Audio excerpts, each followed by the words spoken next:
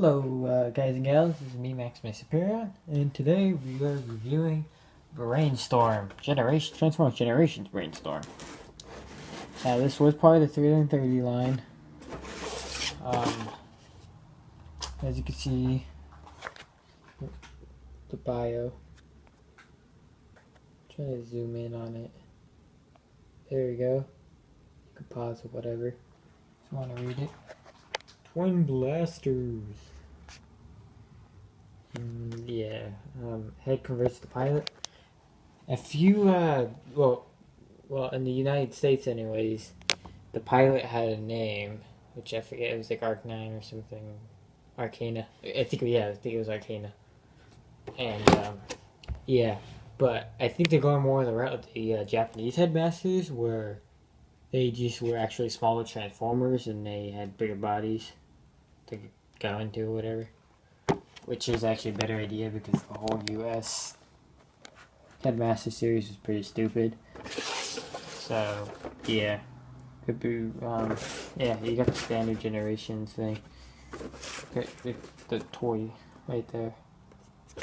Again, that's like a reverse of the product shot over here, I think. Get your tech specs. Then you got the artwork that goes around the box. And yeah, I will transform this thing in just a sec, so we'll be right back. Here we have Generations Brainstorm. And yeah. There's been multiple problems with the certain versions of this figure.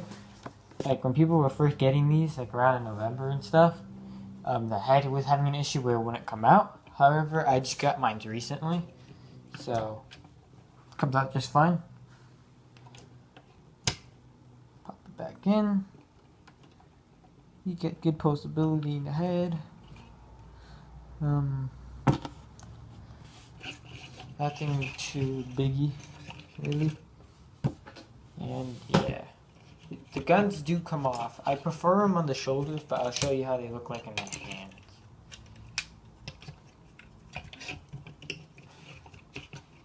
I guess if you wanted to, you can kind of put them in a full action pose.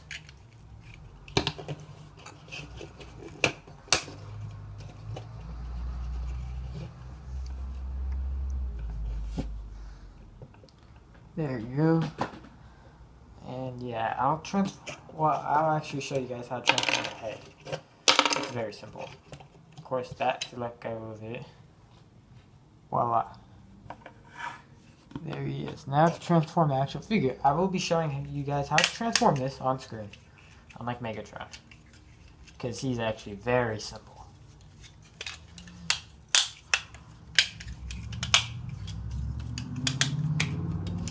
Preferably you want to do the legs first, just because it is a bit easier. What you do pretty much is just, okay, when you're pulling this back, bend the legs out kind of like that so this can go in, and then bend them back like this. And there should be a hole right here where this foot pegs in, the feet peg in.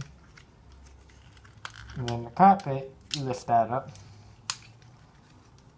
So what you do here is, okay, you can open this slightly a bit. You'll be able to fit the hand in there. Voila. You do the same with the other hand. Now you twist this, kind of slightly push it, peg it into the peg right here. Hold on. Okay. You could take the landing gear out if you wanted to. Raise these up just a bit. You're not finished yet. Gotta attach these two pieces back on. And then what you do is you just lay his legs out like this. Okay. Just get him situated.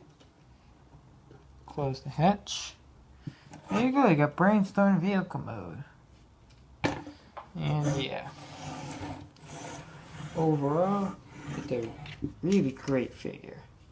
Some minor flaws, I'll talk about that in just a second. So we'll be right back. So you might be wondering, oh, why is his head off right now? well, I want to show you. One thing I hate about this figure is one, kind of how simple it is. It's not as simple as the original G1 figures, but still pretty simple. And it's tiny robot mode. And the paint chips off. This paint on his legs chips off very easily. Also, it chips off on his hands as well, but luckily I don't move his hands too often. Mostly happens for me in the legs. And it just sucks. Oh yeah, and you place the head in here, right? Voila, that happens. The little thingy inside flips out and shows like the specs, like on the G1 toy. Pretty cool. And this is mainly based off the IDW, Brainstorm. And rather, I don't read the IDW Transformer comics, but I do know what actually happened that story arc due to my my dad reading it and telling me about it. So yeah, it would be nice to see him with a yellow briefcase. I'm wondering also if some third parties have done more posable hands, because I kind of wish he had a bit more posable hands, but I noticed that Voyager leader classes don't even get that treatment. But for $20 here, $24. Well, $20 if you buy it on the Hasbro shop. I bought this. I didn't buy it, but it was gotten over at a Target for me, because I've been on the hunt for this guy since November. Never saw him until my dad was actually just out and about and actually found him and bought it for me. So yeah, it's cool. This is one of the only one of the many figures I would say does not need any repo labels. The car version is a bit different, because in this chest area right here, it is orange. Overall, I suggest you pick up this, but beware that you might have the issue with the head. But if you get a later version of the figure, you're probably most likely going to get the one that I have, pretty much, where I can take out the head easily without any issues or anything. So yeah. Oh, last but not least, we'll do some size comparisons. And for first size comparison, I'm using different figures because I got a few figures here. We got movie Cliff Jumper, which is deluxe class, compared to that. And now I want to make this really quick. So yeah, now we got with G1 Omega Supreme. Yeah. Obviously a bit bigger. Oh crap. It's kind of oh no, part. Yeah, you guys get to see that. Omega Supreme falling apart on camera.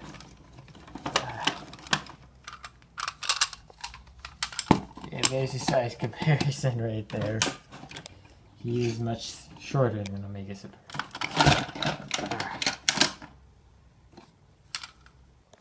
Okay, yeah, we just put the camera back there.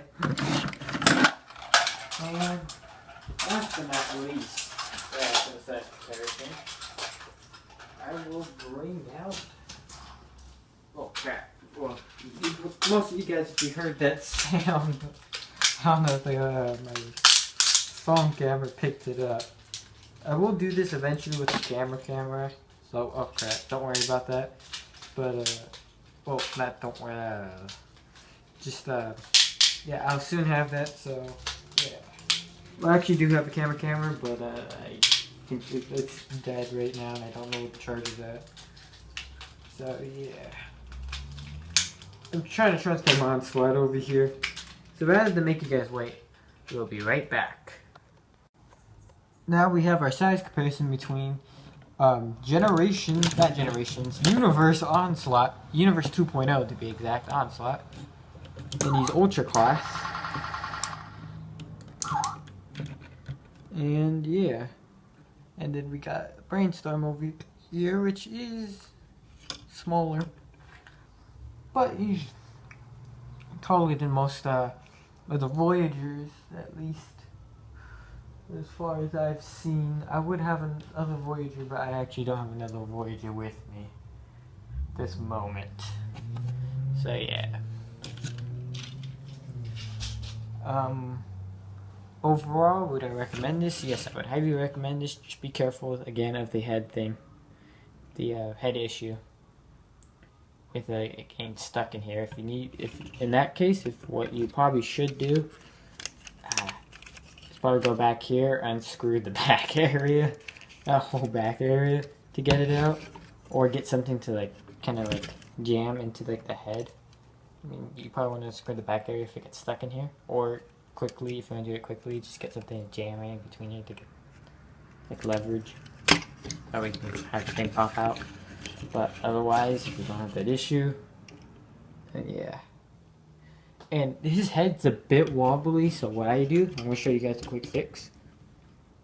You push his head kind of like that, and you don't push, crap, I screwed up. Like you lightly put it in, like, you have to do it like very, it kind of takes a little bit of doing, but you can get it in there. And his head's very stiff now, but it's easily sensitive to go back in. So, yeah. But, other than the head being a little bit wobbly in my version of figure, I had no problem with this. Which I am very glad I didn't have any issues. Because I was really hyped for this figure. And overall, is it any good? And does it live up to its hype? I think it does. I want more Headmaster figures, mainly a triple changer 8-face. If you're listening, Hasbro, I want 8 faces. And also a few new Target Masters, but yeah. Oh, and a hard head. I want a new hard head that's actually a Headmaster. So yeah, this has been me. This is me, Maximus Superion. I'm out.